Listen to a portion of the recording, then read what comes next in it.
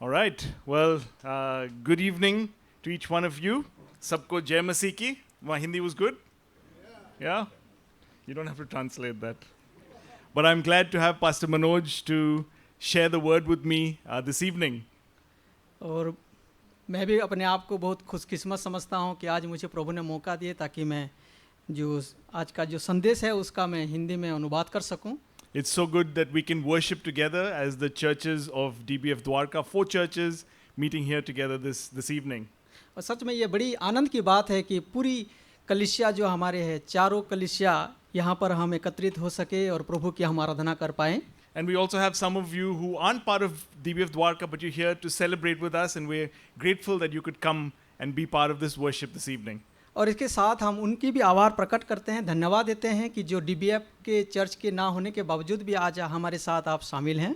We didn't plan a big program. We wanted to keep it simple. We wanted to focus on just worshiping the Lord. But it was good to have some of the presentations and some of the testimonies we've seen so far. हमने बड़ी समारोह का आयोजन यहाँ पर नहीं किया, परंतु हमने जो भी किया है ताकि उसमें कई सारे जो एक्टिविटीज़ है, जो प्रेजेंटेशन है हम कर सकें। The Hindi church youth and children also have a presentation which we will see after the sermon.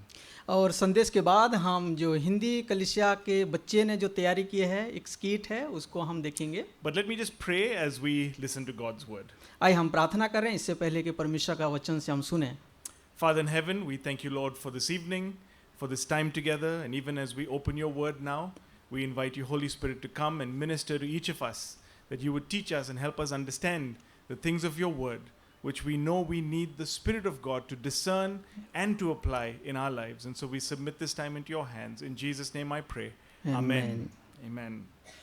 Well, it's such a joy for us to be able to celebrate 15 years of the church here together. और क्या ही ये आनंद की बात है कि 15वां सालगिरह जो कलीसिया का हमारा 15वां सालगिरह है उसको हम एकत्रित होकर के हम उसको हम जश्न मना सकें। And so I was thinking about this the other day. I was, just reflecting on what is something about our church that we can thank God for. पिछले दिनों में इस बात का मैं विचार कर रहा था, सोच रहा था कि ऐसा कौन सी बात है, कौन सी विषय है जिसके चलते हम परमेश्वर को हम धन्यवाद दे सकें। And so here's a few things that I thought of. Maybe you can add to them as well. और यहाँ कुछ बातें हैं जो मैं बोलने जा रहा हूँ और आप भी इसमें कुछ बात आप इसमें जोड़ सकते हैं। The church, our church, DBF Dwarka, is a loving community. और हमारी जो कलीसिया है सच में ये प्रेमपूर्ण एक समूह है। Over the years, people have come together to help in so many practical ways. और कई सालों से हम देखते आ रहे हैं कि कई सारे व्यवहारिक बातों में हमारे लोग शामिल होते हुए Visiting, cooking meals, giving and sharing resources. खास करके देने के बारे में, भोजन के बारे में, एक दूसरे के हालचाल लेने में, उनके घर जाने में। The other thing that we thank God for is that our church it has a lot of involvement of members. और हमारे जो कलीसिया है उसमें जो कई सारे जो सदस्य हैं शामिल हैं। We don't have multiple staff in DBF Dwarka, in just in the English congregation, nobody else. और खास करके हमारे डीबीएफ द्वारका के अंदर में कोई कर्मचारी नहीं है कलीसिया को चलाने वाला। But different members run different ministries. लेकिन इसके बावजूद भी हमारे कई सारे ऐसे कलीसिया के जो सदस्य हैं अलग-अलग सेवकाई में शामिल हैं। Praise God for that. Praise God. Then we also are a generous church. और हमारे जो कलीसिया है वो उदार चर्च है, कलीसिया है। I'll tell you that DBF Dwarka has never received money from DBF over the last 15 years. एक बात मैं आपको बताना चाहूँगा कि जो हमारी कलीसिया है वो डीबीएफ से लेता नहीं है। In fact, we have contributed 25% of our income every month towards the larger DBF needs. परंतु इसके बदले में हम 25% हम वापस डीबीएफ को देते हैं। And on top of that, we've with God's help been able to start 3 other churches as well. और इसके अलावा हमने और 3 जगह में 3 क्षेत्र में हमने कलीसिया को रोपण करने में सक्षम And हो that's पाए। because of the generosity and the faithfulness of the giving of the church. क्योंकि ये इसीलिए मुमकिन हो पाया, हमारी कलीसिया एक उदारमय कलीसिया है। And the church is also a gifted community. और हमारे जो समूह हैं वो वरदान से परिपूर्ण हैं। I mean, these people are gifted at organizing events, people are gifted at cooking, people are gifted at singing, and and teaching lots of different things. हमारे कलीसिया के जो लोग हैं उन्हें खास प्रभु ने योग्यताएं दी हैं ताकि बड़े बड़े समारोहों का संचालन कर सकें, शिक्षा दे सकें, भोजन बनाने का जो प्रक्रिया है उसमें शामिल हो And so सकें। you as a church are a gifted community. और मैं सच बता रहा हूँ कि आप जो कलीसिया हैं, आप परमेश्वर की ओर से दिया हुआ दान हैं। The church is also a happy and a cooperative church.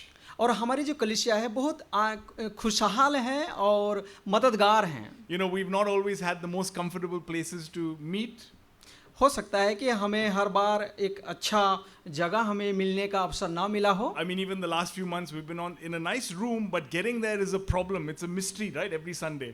और पिछले दिनों में जो कमरा था वहाँ मिलना बड़ी मुश्किल होता था हमारे लिए। But nobody complains. लेकिन एक चीज़ है कि किसी ने उसके विषय में शिकायत दर्ज नहीं की। You still smile and you still worship. और हम हर एक जन के मुंह में मुस्कुराहट थे और परमेश्वर की हम स्तुति करते And थे। so that's just, you know, I know we always are trying to do things better, but you are as a church so happy and, you know, joyful to worship together. हम कोशिश करते हैं कि बेहतर से बेहतर हो, लेकिन कई बार ऐसा नहीं हो पाता है, लेकिन आप सब बड़ी आनंद के साथ इसमें शामिल होते The हैं। other thing about our church is that we are committed to the word of God. और इसके ऊपर हमारी जो कलीसिया है वचन आधारित है। It is a priority in all that we do.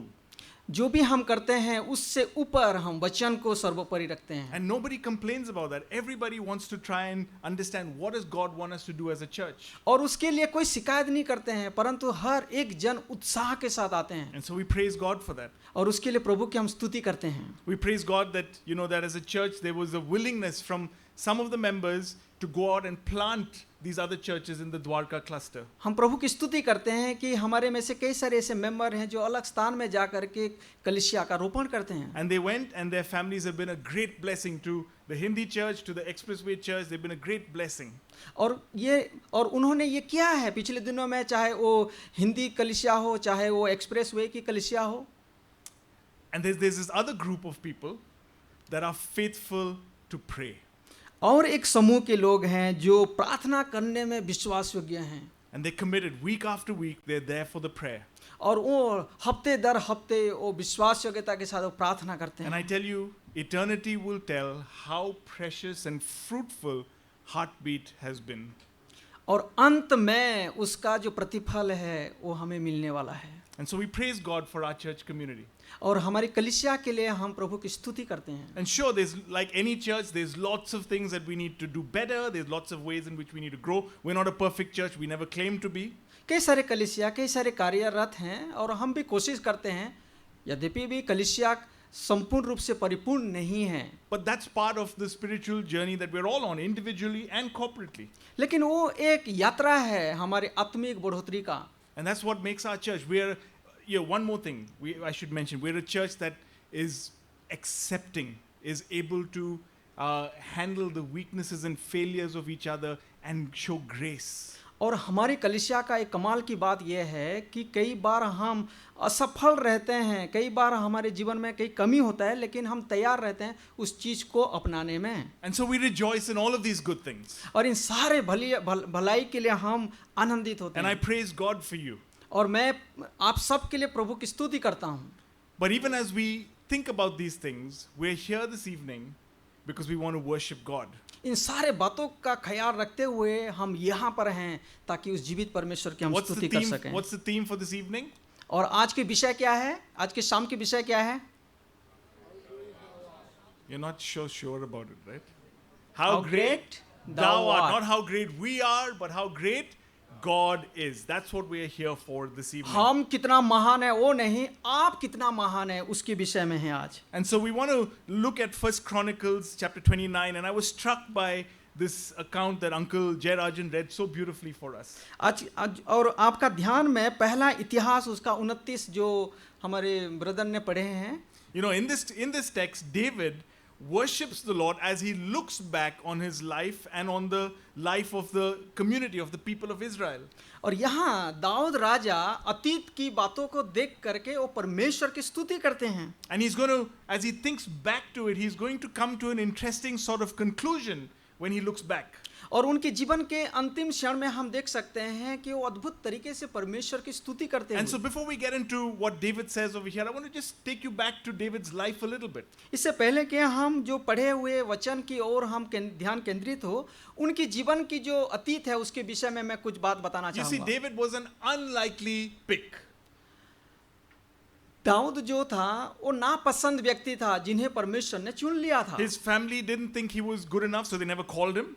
हालांकि उनके परिवार भी नहीं चाहते थे कि उनको मतलब इतना वैल्यू नहीं देते थे। And Samuel thought his older brother was impressive and he almost anointed him as king. और नबी सामुएल जा करके देखते हैं और सोचते हैं कि इनके बड़े भाई राजा के लायक हो सकते हैं, But the Lord chose David.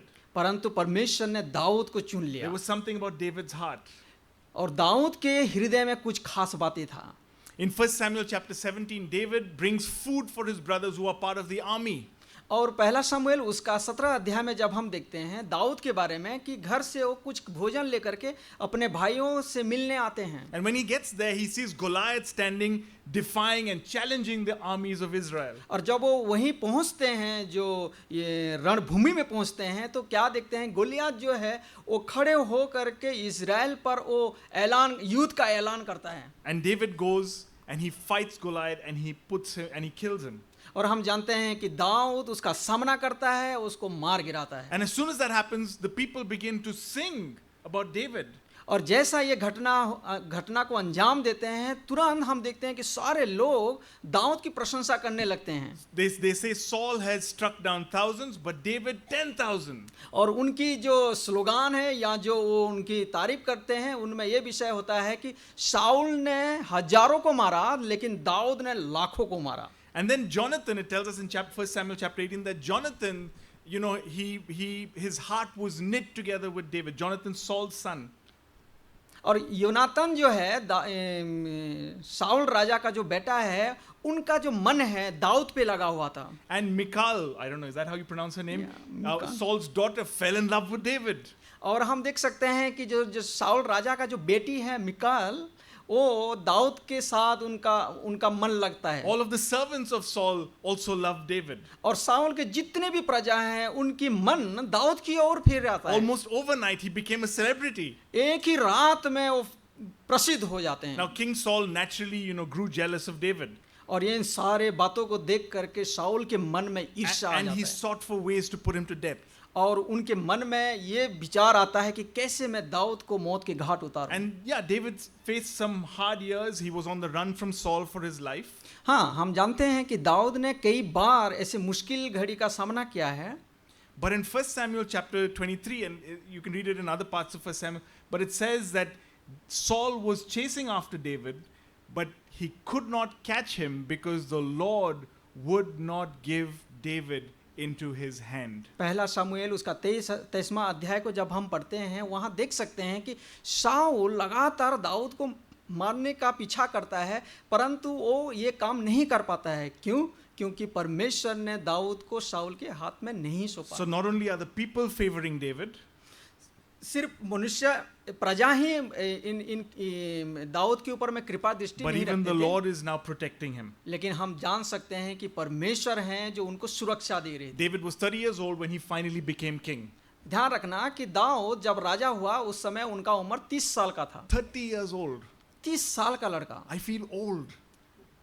He was 30 years old. I mean, like, imagine, he was not an old guy, he was a young guy, and he became king of Israel. याद करें कि जब वो राजा हुआ उस समय सिर्फ उनका उम्र जो था 30 साल था।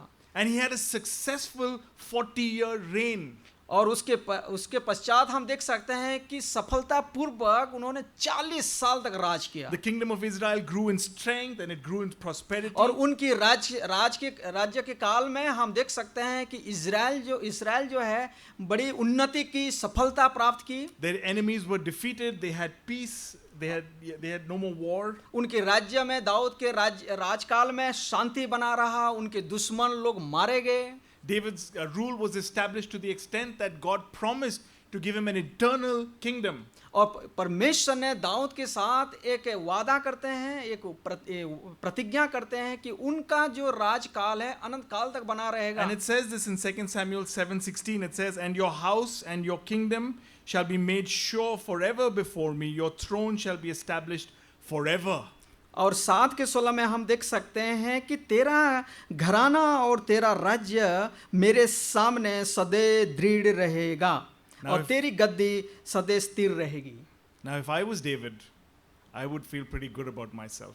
और मैं अगर दाऊद के जगह में होता तो मैं अपने आप को बहुत बेहतर समझता. I would feel proud. और निश्चित रूप से मेरे अंदर में वो घमंड आ जाता. A sense of, invincibility. और मेरे अंदर में वो एक खूबी है जो वो मुझे मेरे अंदर में दिखाता. And I think it happened also with David once, which is why he fell into sin.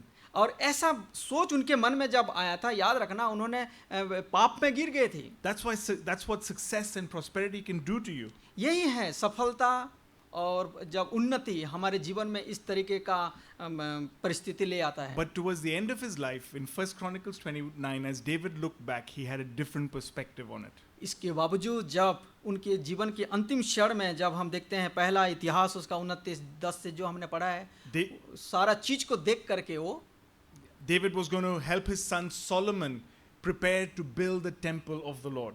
और दाऊद अपना बेटा सुलेमान से उनको तैयार कर रहे हैं ताकि वो राजगद्दी में बैठ सकें. And if you read in 1 Chronicles 29, he brought a great portion of his own wealth for the building of the temple. और पहला इतिहास उसका 29 अध्याय में जब हम देखेंगे, हम देख सकते हैं कि दाऊद राजा अपना बड़ा सा एक धन लेके आते हैं. Yeah, 3,000 talents of gold, 7,000 talents of silver, iron, bronze and precious stones. He brought it for the building of the temple.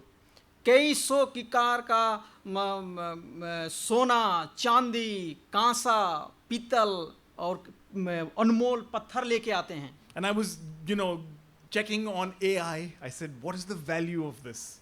और मैं इन सारे चीज को AI में ढूंढ रहा था कि इन सारे चीजों का वैल्यू कितना होगा आज के डेट में. And it said it basically was enough money to pay thousands of laborers for many lifetimes. याद रखना, जब मैं इनको चेक कर रहा था तब मुझे पता चला कि 1000 मजदूरों का कई साल का कमाई का जो हिस्सा होगा उतना बड़ा हिस्सा दाऊद लेकर के आए. सिर्फ कई साल का नहीं, कई सालों के सालों के सालों का, something like that, right?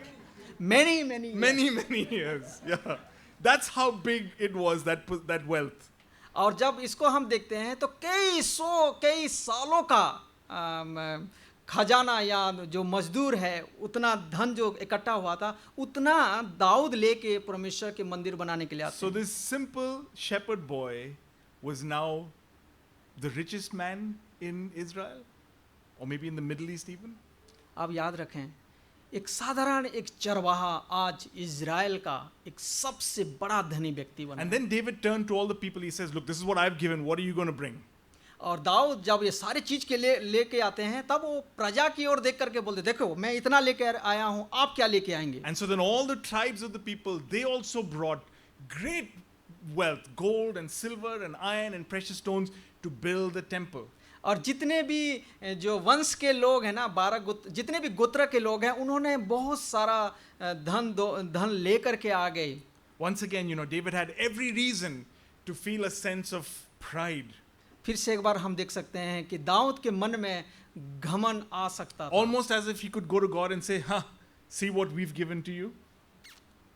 Sorry? Almost like he could go to God and say, see what we have brought to you. और ये हो सकता था कि वो जाकर के परमेश्वर से बोले, देखिए आपके लिए हमने क्या सारा लेकर के आए हैं. But I love David's perspective on all of this. लेकिन उसका जो दृष्टिकोण को देख करके ना मुझे बहुत अच्छा लगता है. As we look back as a church and we talked about all of those things that we are pleased about. और ये सारी चीज को देख करके जब हम चर्च अपनी कलीसिया की ओर हम जब देखते हैं, it's important for us to have a perspective and understand that all of it comes from the hand of God. और ये जब हम कलीसिया की ओर ध्यान देते हैं, हमारा भी वैसा ही दृष्टिकोण होना चाहिए कि सब कुछ परमेश्वर की ओर से है. And so David doesn't praise the people, he doesn't praise himself, he blesses and he praises God Almighty. Dawood अपना बड़ाई नहीं करते हैं, अपना वाहवाह नहीं करते हैं, लोगों की वाहवाह नहीं करते हैं, परंतु वो परमेश्वर की स्तुति करते हैं, And so धन्यवाद देते हैं। very quickly, there are three reasons why we praise God. There are three reasons why we praise God. और 3 कारण है कि हम क्यों प्रभु की स्तुति करना चाहिए, उनकी आराधना करना चाहिए। The first one is because everything belongs to Him. और पहला कारण यह है कि सब कुछ उनकी ओर से है। And you can see this in 1 Chronicles 29, 10 and 11. I'll ask Pastor Manoj to read in Hindi. पहला इतिहास 29 का जो 10 है, 10 and 11. ओके, इसमें इस प्रकार लिखा गया है, तब दाऊद ने सारे सभा के सम्मुख यहोवा का धन्यवाद किया और दाऊद ने कहा, हे यहोवा, हे हमारे मूल पुरुष इस्राएल के परमेश्वर, अनादि काल से अनंत काल तक तू धन्य है। 11वां, हे यहोवा, महिमा, पराक्रम, शोभा, सामर्थ और वैभव तेरा ही है, क्योंकि आकाश और पृथ्वी में जो कुछ है वह तेरा ही है। हे यहोवा, राज्य तेरा है और तू सबों के ऊपर मुख्य और महान ठहरा है। I love that David is standing in the midst of the congregation with all the people around over there, looking at the power and the prosperity of David. He's standing in the middle of them and he is praising God. ये बात मुझे बहुत अच्छा लगता है, बहुत पसंद आता है कि दाऊद इतने प्रभावशाली राजा होने के बाद, इतने सारे धन दौलत का मालिक होने के बाद, वो परमेश्वर की प्रजा के बीच में खड़े हो करके वो परमेश्वर की स्तुति और आराधना करते He हैं। was the king, but he was praising the King of Kings. वो एक राजा हैं, लेकिन वो राजाओं का राजा की वो स्तुति और प्रशंसा Because करते he हैं। says the heavens and the earth are yours. Everything belongs to you. क्योंकि वो कहते हैं कि स्वर्ग और पृथ्वी का मालिक आप हैं। And so when you think about even our church and our lives and our community, it's not ours ultimately. और जब हम अपनी कलीसिया की और हम जब देखते हैं अपने समूह की लोग, और जब हम देखते हैं ये हमारा नहीं है, ये सब कुछ But परमेश्वर का है, it exists for the glory of God alone. और हम इसीलिए हैं ताकि परमेश्वर की महिमा के कर सकें। That's why in Colossians 1:18 we read, and you can read in Hindi. Can you pull it up? Colossians 1:18. Okay, कुलुसियों उसका 1:18 में,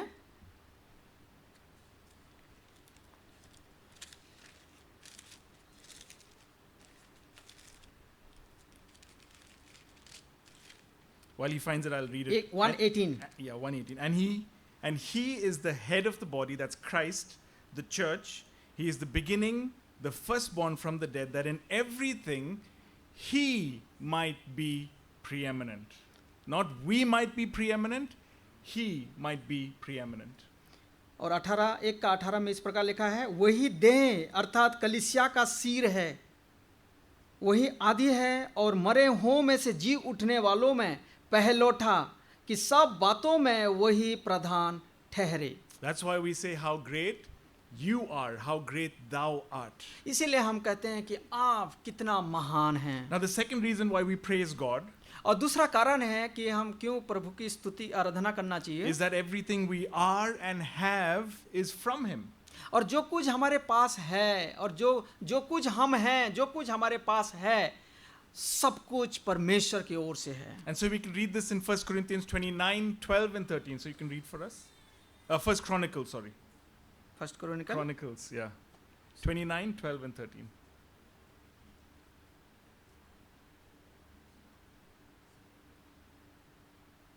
धन और महिमा तेरी ओर से मिलती है और तू सबों के ऊपर प्रभुता करता है। सामर्थ और पराक्रम तेरे ही हाथ में है और सब लोगों को बढ़ाना और बल देना तेरे हाथ में है। इसीलिए अब हे हमारे परमेश्वर, हम तेरा धन्यवाद और तेरे महिमा युक्त नाम की स्तुति करते हैं। Yes, David is the one who killed the bear and he killed the lion, and he's the one who killed Goliath and the enemies of Israel. Dawood ही है जो अतीत में उन्होंने सिंह को भी मारा, भालू को भी मारा, गोलियात को भी मार डाला। But he knows that his strength came from God. लेकिन उनको ये बात, परंतु वो एक चीज जानते हैं कि ये जो सामर्थ, जो ताकत मिलता है वो परमेश्वर की ओर से है। He became popular and was loved by all, like we saw. और हमने देखा कि वो एक रात में प्रसिद्ध हो गए और सब उनकी सराहने लगे। But he knows that the honor comes from God. लेकिन वो एक बात को जानते हैं कि जो आदर है वो परमेश्वर की ओर से आता He है। became incredibly wealthy.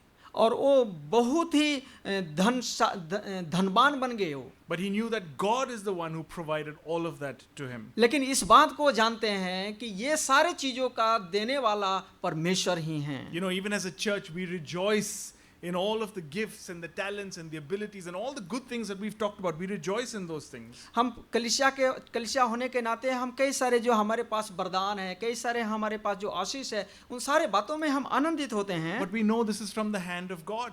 बट हम जानते हैं कि ये सब कुछ परमेश्वर के हाथ से है। Even in your own life, everything you are and everything you have is from the hand of God. और इवन हमारा जो जीवन है और यहाँ हमारे पास जो कुछ भी है वो सब कुछ उन्हीं परमेश्वर की ओर से है। You know, Jesus reminds us of how dependent and how much, you know, we are to be connected to him in John 15. और यूहन्ना 15 अध्याय में यीशु मसीह इस बात को जिक्र करते हैं कि हम किस तरीके से उनमें बने रह सकते हैं। And so John 15 verse 5, he says this, you can read. मैं दाखलता हूँ, तुम डालियाँ हो, जो मुझ में बना रहता है और मैं उसमें, वह बहुत फल फलता है, क्योंकि मुझसे अलग होकर तुम कुछ भी नहीं कर सकते। मुझसे अलग होकर तुम कुछ भी नहीं कर सकते। Without me you can't do anything. Very good. You can't do anything. Yeah. We agree, right? Yeah. Okay. It says that also over here. Apart from me you can do nothing. Apart from me. मेरे अलावा तुम कुछ भी नहीं कर सकते। And so we remember, even as we praise God, that everything we are and have is from the hand of God. इन सारे बात को स्मरण करते हुए परमेश्वर के हाथ में परमेश्वर से प्रार्थना करते हुए हम बोलें कि प्रभु सब कुछ आपकी ओर से है। And the third reason why we praise God और तीसरी कारण है कि हम क्यों प्रभु की स्तुति करना चाहिए, is that everything we give or do for him is because he enables us to do that. और तीसरा कारण यह है कि जो भी हम परमेश्वर को देते हैं या जो कुछ भी हम परमेश्वर के लिए करते हैं वो भी उनके द्वारा दिया हुआ सामर्थ्य से हम करते हैं। You know, sometimes we can feel quite good about how much money we give. कई बार हम बहुत खुश होते हैं कि हम कितने देते हैं। Or you know, Pastor, today I came to church at 8 o'clock. No one was here. I set it up on my own. और कई बार जब हम जल्दी चर्च में आते हैं तो हम कितने अपने आप में कितने आनंदित होते हैं कि हम बोलते हैं कि पास्टर आपको पता है आज मैं कितनी जल्दी आ गया। And so we feel good about the things that we give to God. और कई बार जब हम देते हैं तो देते समय हमारे अंदर में ऐसा अनुभव होता है कि हम कितने अच्छे हैं। And it's fine to feel good, but we feel in such a way that now you owe me. That's what we feel like. God now owes us something. परमेश्वर के लिए काम करना, परमेश्वर को देना गलत बात नहीं है, लेकिन जब हम दे रहे हैं या उनके लिए कुछ कर रहे हैं, हमारे अंदर में हमारे जहन में ये सोच होना चाहिए कि प्रभु मैं आपके लिए कर रहा हूँ। But listen to what David says in verse 14 of 1 Chronicles 29 verse 14. पहला इतिहास उसका 29 का verse 14. 14 आयत में ऐसा लिखा है, मैं क्या हूँ और मेरी प्रजा क्या है कि हमको इस रीति से अपनी इच्छा से तुझे भेंट देने की शक्ति मिले। तुझी से तो सब कुछ मिलता है और हमने तेरे हाथ से पाकर तुझे दिया है। He's brought so much right now in that moment in the story. They've brought so much, but he says, who am I and what are my people that we should bring these things to you? और इस कहानी में हम देख सकते हैं कि दाऊद ने परमेश्वर के लिए बहुत कुछ लेकर के आए, और लेकिन अब वो स्वीकारते हैं, बोलते हैं कि मैं कौन हूँ। Because everything comes from God that enables him to give. क्योंकि सब कुछ परमेश्वर की ओर से हमें मिलता है ताकि हम उनके लिए कर सकें। In fact, read verse 15 and 16 for us. You can 15 और 16 में ऐसा लिखा गया, तेरी दृष्टि में हम तो अपने सब पुरखाओं की नाई पराए और परदेशी हैं। पृथ्वी पर हमारे दिन छाया की नाई बीते जाते हैं और हमारा कुछ ठिकाना नहीं। हे हमारे परमेश्वर यहोवा, वह जो बड़ा संचय हमने तेरे पवित्र नाम का एक भवन बनाने के लिए किया है, वह तेरे ही हाथ से हमें मिला था और सब तेरा ही है। That's amazing, isn't it? Everything we've given came from you for us to give. जो कुछ हम आपको देते हैं सब कुछ आपकी ओर से है। We are not supplying God's needs. हम परमेश्वर की जरूरत को पूरा नहीं कर रहे हैं। God is supplying our needs so that we can do His work. परंतु परमेश्वर ही हैं जो हमारे जरूरत को पूर्ति कर रहे हैं What a way to think ताकि of उनकी सेवा हम कर सकें। What a way to think of our lives. तो हम अपने जीवन के बारे में क्या सोच सकते हैं? Why do you think God has given you all that you have? कि आप सोचें इसको कि क्यों परमेश्वर ये सब कुछ आपको और मुझे मुहैया करते हैं, And you and I, we have a lot. और आपके पास और मैं हमारे पास बहुत है। We have riches and wealth and possessions. हम धनवान हैं, हमारे पास बहुत धन दौलत We है, have gifts and talents and abilities. हमारे पास कई सारे योग्यताएं, कई सारे वरदान हैं। God has given that all to you so that you can use it for His purposes. परमेश्वर इसीलिए ये सब कुछ हमें दिया ताकि हम उनके उद्देश्य को पूरा करने के लिए कर सकें। He hasn't given it for us to spend on ourselves. उन्होंने आपको और मुझे इसीलिए नहीं दिया ताकि हम अपने में ही उसको खर्चा करें, But He's given it for us to do God's work in the world. उन्होंने हमें इसीलिए दिया ताकि परमेश्वर की सेवा को इस संसार में हम That's कर why the New सकें। Testament calls the church, He calls us God's co-workers. इसीलिए नया नियम में कलीसिया को इस प्रकार बताया गया कि हम परमेश्वर के सहकर्मी हैं, We are His ambassadors in the world. और हम संसार में परमेश्वर का राजदूत हैं। What an amazing thing. क्या ही अद्भुत बात है। You know, and David was so thrilled about this perspective, and he said, God, I want you to let this be the desire of the hearts of your people forever. और दाऊद परमेश्वर के समूह में आते हुए उनका दृष्टिकोण कितना सुंदर अद्भुत है कि परमेश्वर हमारा हृदय, हमारे लालसा आपकी ओर हो। Can you read verse 18, 29? और 18 में लिखा गया, हे यहोवा, हे हमारे पुरखा इब्राहिम, इसहाक और इस्राएल के परमेश्वर, अपनी प्रजा के मन के विचारों में यह बात बनाए रख और उनके मन अपनी ओर लगाए रख। What an amazing thing. And that's our prayer. That should be our prayer as a church. क्या ही That, अद्भुत विषय है, और यही आज हमारा प्रार्थना का विषय होना चाहिए, that our hearts would always be directed to the Lord. ताकि हमारा मन परमेश्वर की ओर लगे रहे। Because everything belongs to Him. क्यों? क्योंकि सब कुछ उनकी ओर से है, Everything we are and have is from Him. और जो कुछ हम हैं, जो कुछ हमारे पास है, सब कुछ उन्हीं की ओर से है। And everything we do for Him is because He enables us to do it. और जो कुछ भी हम उनके लिए करते हैं, उन्होंने आपको और मुझे सक्षम बनाया ताकि हम उनके लिए हम कर सकें। You know, it's been an exciting couple of years for DBF Dwarka.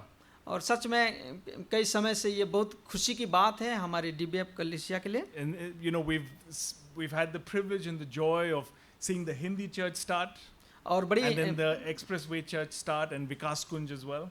हम बहुत ही सौभाग्यवान हैं कि आज हम देख सकते हैं हिंदी कलीसिया और एक्सप्रेस वे में कलीसिया को बनते हुए। And part of the reason why we've really worked on those things is because of the vision that God has given us as a church and given DBF.